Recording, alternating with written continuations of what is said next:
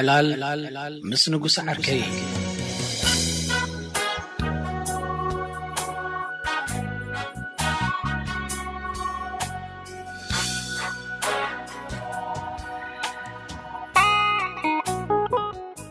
يلا تبغى قدامي تقطعني هجيب ما بديش قدام ما دوم دفرك هجيخي انتاي لي تقراخيرك نقصكوا بحق يزحبنا لك نمليون تيركات خيد زلقا ناي بحق ازقي يعبكا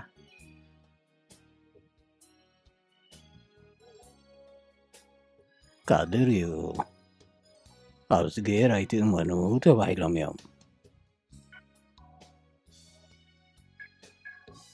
بزعبا ملوكو دينيرو كتعكم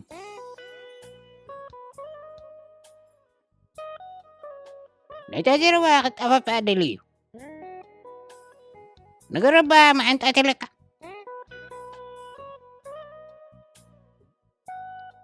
بما حنطاي كنقرو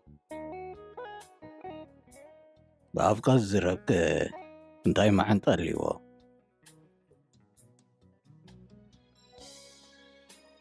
ولا تلوغ نابتش إذا متى فايو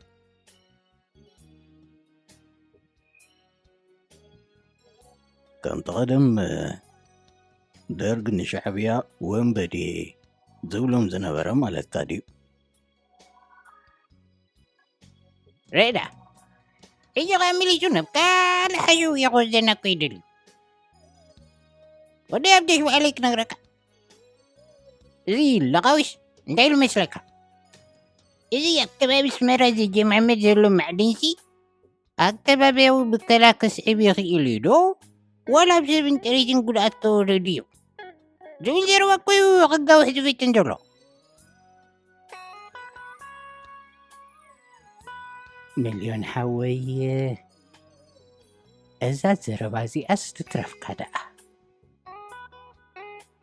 أنا نزن من قستنا زيت عرفا ميدياتات حلف إلى سمعين اندي لونت إني حنت خبأتاتا بزعبؤو تزاري برلمو نعو كتلا بعزد لخمس الوم زمناتنا بخفوكيت فوقا بغفو زوتو مغانا مبار تغلط أميغا مسارعي تلا إن أخن كده أمو سغيلم كري أخد لك في يرديم دا أخو قبل خباب اللي أبتي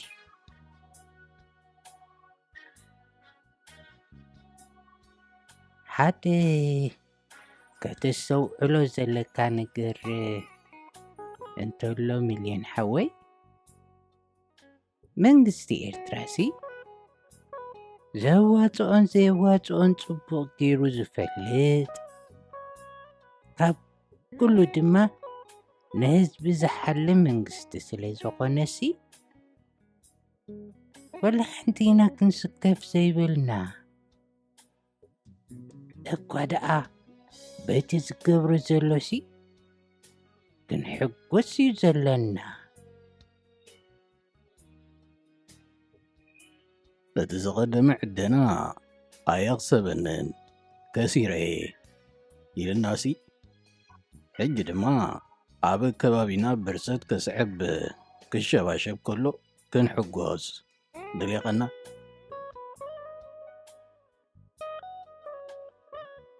مو تدي لك دابقه من دغليتاي كم تنتقونتي بقني حرر الكاف في قاتو متري من كليتا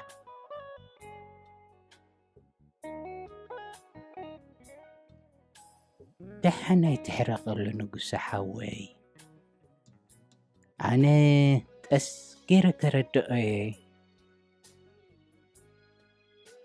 بريزيدنت إيساياس ولا حنتي رخبنا عنك بالكله ምስቲ ተጸበይዎ ማለት እዩ እምበር ነዚ ኩሉ እገዳታት ብኸመይ ዲና ሓሊፍናዮ?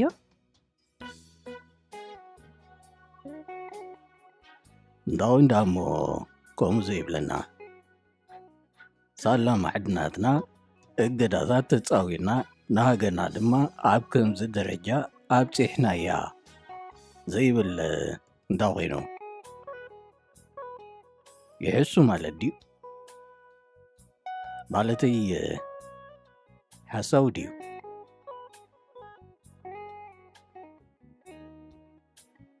እታወዲ ትሕትና ስለ ዘለዎ እዩ ከብለካ ኣለዎ። ምቕሉል ፕሬዚደንት ኮይ ዘለና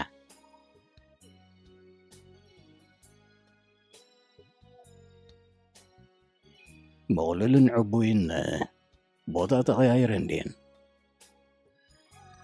ዶስ ምቕሉል መጠፋፍኢ ወይ ድማ ከምቲ ዞም ናይ ሕጂ ፈተውቱ ዝብልዎ ወንበዴ እዩ።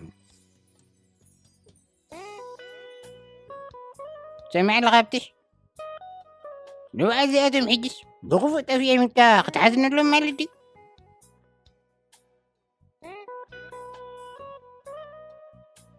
ንዓና ክሕረቕ ደልዩ እምበር ሚልዮን ናይ ልቡ ዘይምዃኑ ጠፊኡካ። ሚልዮን ግና ናይ ብሓቂ እየ ዝብለካ ስቕ ኢልካ ይትገራህ። ክንደይ ጸላእቲ ኤርትራ እዮም ዘለዉ።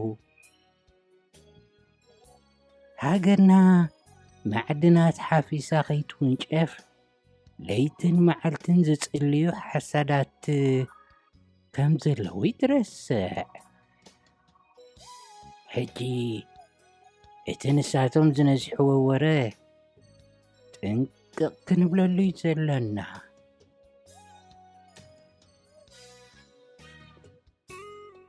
እንታይ ዝከእትዎም ናይ ትግራዮም ዘይክብሩ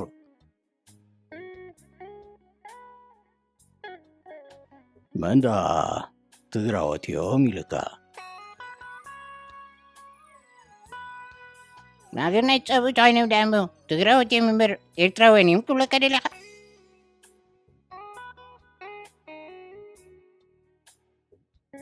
ኩሎም ትግራወት ንኤርትራ ይጻብእዋ እዮም ኢልካ ዲኻ ተኣመን ንጉሰ?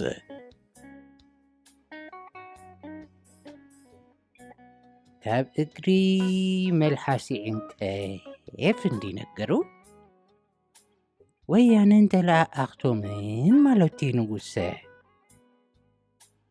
እምበር ህዝቢ ትግራይ ደኣ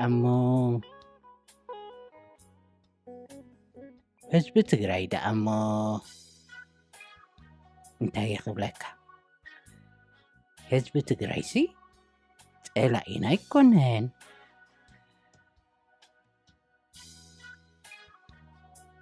ኣብቲሽ ዘመድካ ተጠንቀቐሉ። ተጋሩ ኽዋትናዮም ዘይበልካ ኢሉ ክየመካ እዩ።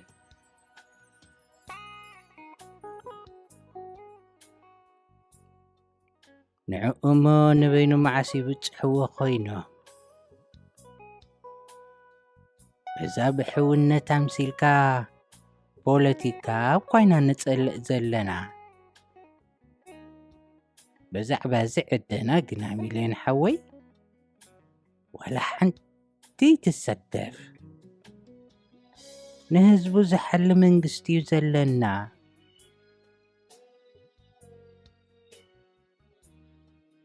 እንታይ መረጋገጽ ኣለካ?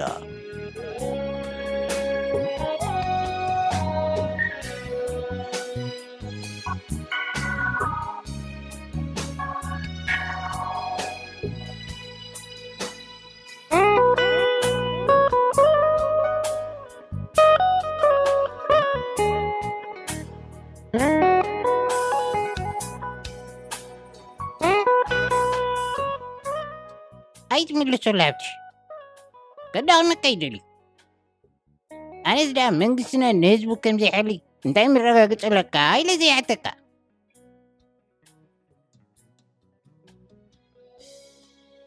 እዚ መንግስቲ ነዚ ህዝቢ ከም ዘይሓልሉ ዳሞ ክንደይ ኢሉ የቕፅብፅበልካ? ኣነ ባዕለይ ዘይምስክር ሚልዮን ሓንቲ እኳ ክትረኽበሉ ይትኽእልን ኢኻ።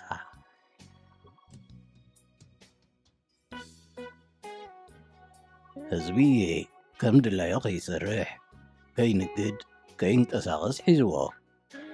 መንእሰያት ኣብ ዝደለይዎ ተዋፊሮም ናብሮም ከይገብሩ ገና ተምሃሮ ከለዉ ብወታደራዊ ገባብ ሒዙ ንህይወቶም የማእዝኖ። ነቲ ዝነበረ ህንፃታት ጥራይ ክዓኑ እናተጸበየ ዝጠቅም ከያነፀ ንህዝቢ ኣብ ጎደና ራዕድን ናይ ሓሶቱ ወረን ኣትዮ ከይኣኽሎ ዝኾነት ዕድል ኩናት ተተረኺባ ድማ ንመንእሰያትና ክትጠብስ እጓየ። እዞም ዓዋሉ ሓለፍቲ ሰራዊት ድማ ከም ድላዮም ይውዕልጉን ሰብ ይሕቅቑን። መራሕ ሃገር ነዛ ሃገር ከም ዝጠፈሸ ድኳን ገይሩ ሒዛ። ሰብ ከም ድላዮ ሓሳቡ ከይገልጽካ እንታይ ሓሳብ ኣለካ ዳልካ ሓሳብካ ምግላጽ ክእልና ትብል? ንምምራድ ዲኻ ሓሳብካ ምግላጽ ቆፂርካዮ? በል ንሕናን መንግስትናን ኣብ ስራሕ ኢና ዘለና።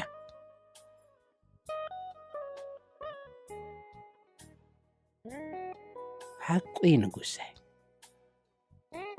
ኣነ እውን ነዞም ኣብ ፈቕድኡ ሓሚድ ተጸየቖም ክሰርሑ ዝሪኦም መንእሰያት ዋላ እውን ዝሸምገሉ ኣሕዋተይ ክሪኦም ከለኹ ብስክፍታ ኣብ ዝኣትዋይ ዝጠፍኣኒ። ሓቂ እዩ መንግስትና ሰርሕ እዩ ዘሎ። ንዓና ብሓመድ ጠንቂ ላዕሊ ዓቢሉና ማለት እኳ ስራሕ ኣለዎ ማለት ኣይኮነን።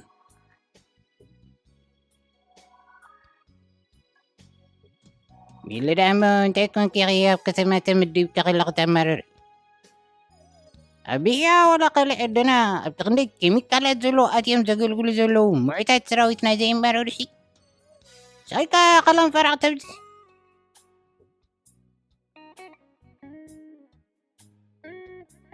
እንኳዕ ከማቶም ኣይኮና ኢልኩም ካብ ትጸናንዑ ግዳ በቲ ሽግሮም ዘይተማረሩ ኣቦቶም ኣትኹም ስለምንታይ ዘይትብሉ? እንታይ ሰራዊትና ብዝገብሮ ዘሎ ቅያታት ይሕቡን እዩ። ኣነ ንኣብነት ከም ካድር መጠን ነቲ ሰራዊት ነብዙ ገዲፉ ኣብ ኩናት ዋላ ኣብ ህንፀት ዝጣፍኦ ዘሎ እየ ዘጉልሕ። ታሪክ እኮ ይስርዕ ዘሎ ናይ በሓቂ ታሪክ እምበር ንጉስ ሓወይ ጽባሕ ንግሆ እኳ ዓለም ብኣና ክትግረም እያ።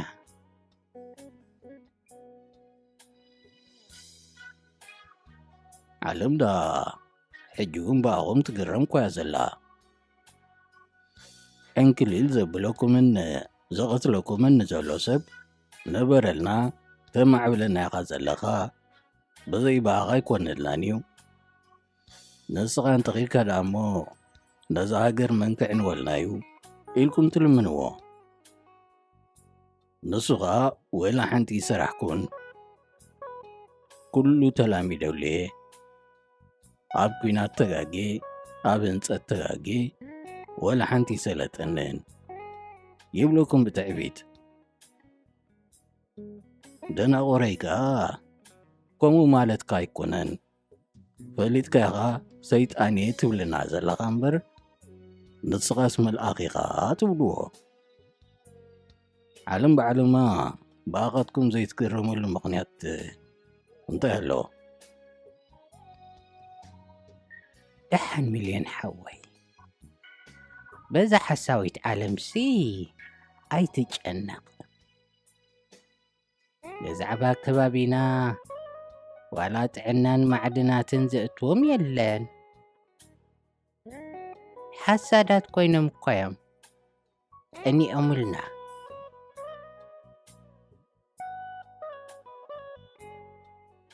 እምበር ዘቕንእ ህይወት ኣለና እዩ። እስገትናቶምሲ ሕራያይትዎምን ኢልኩሞ ንስኻትኩም ከ እንታይ ትብሉ? እዚ ማዕድን እቶት የብሉን እናበለ መሊሱ ብዚ ኸባቢ ብኩል ጎቦታት ገዲፉልና ክኸይድ ከመይ ትርእይዎ?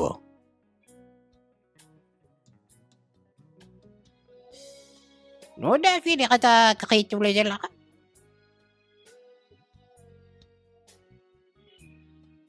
ፕሬዚደንት ኢሳያስ ይንበረልና ደኣ ብዛዕባ እቲ ምሩዝ ጎቦታት ከ እንታይ ዝሓስቡ?